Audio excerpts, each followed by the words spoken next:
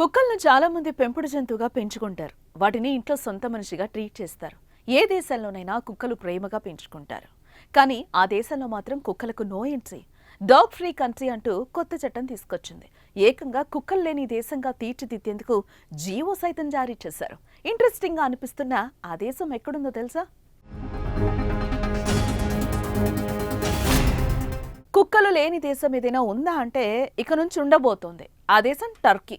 అవును, dog free country అంటూ కొత్త చట్టం తీసుకొచ్చింది అక్కడి ప్రభుత్వం. మరి ఇప్పటి వరకు ఉన్న కుక్కలను ఏం చేయబోతున్నారు, వాటిని ఏం చేయాలని అనుకుంటున్నారు అనేది ఆసక్తికరంగా ఉంది. లక్షలాది వీధి కుక్కలను పట్టి వాటిని షెల్టర్లలో పెట్టాలని టర్కీ పార్లమెంట్ ఓ బిల్లును ఆమోదించింది. టర్కీలో ఉన్న దాదాపు 4 మిలియన్ల కుక్కలను పట్టి షెల్టర్లకు తరలించాలని ఈ చట్టంలోని సారాంశం.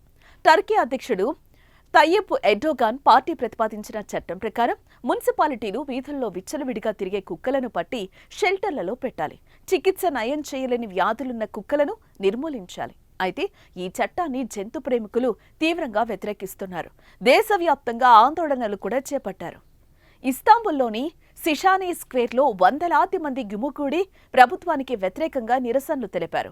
అన్ని మున్సిపల్ కార్యాలయాల ముందు ధర్నాలు చేశారు. వెంటనే ఈ చట్టాన్ని రద్దు చేయాలని డిమాండ్ చేశారు. ఆరోగ్యంగా ఉన్న జంతువులను చంపకూడదని, ఈ చట్టం ద్వారా వాటిని ఎందుకు సేకరిస్తున్నారని పీపుల్స్ పార్టీ సీనియర్ డిప్యూటీ మురాద్ ఎమీర్ పార్లమెంట్లో తీవ్రంగా స్పందించారు. ఈ చట్టాన్ని రద్దు చేయాలని దేశ అత్యున్నత న్యాయస్థానాన్ని ఆశ్రయించారు. ఇక డాగ్ ఫ్రీ కంట్రీ తీసుకురావాలంటూ టర్కీ ప్రభుత్వం తీసుకొచ్చిన నిర్ణయంపై న్యాయస్థానాలు ఎలా స్పందిస్తాయో చూడాలి.